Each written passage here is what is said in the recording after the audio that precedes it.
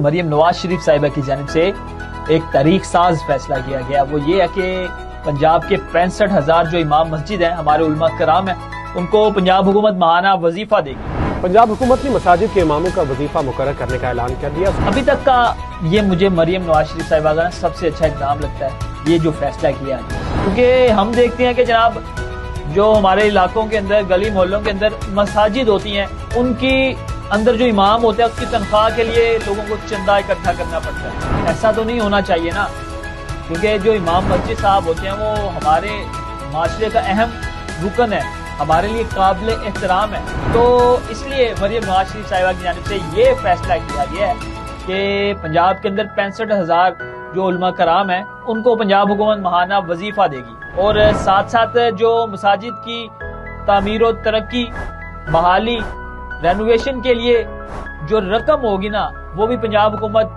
दिया करेगी। उसको जो तरक्याती प्रोग्राम है ना पंजाब का, उसके अंदर शामिल कर लिया गया। इस इनिशिएटिव के ऊपर मरियम नवाज शरीफ साहिबा की जितनी तारीफ की जाए कम है, और वाकई हक अदा कर दिया कि वाकई पंजाब की धी रानी पूरे पंजाब का सोच रही है।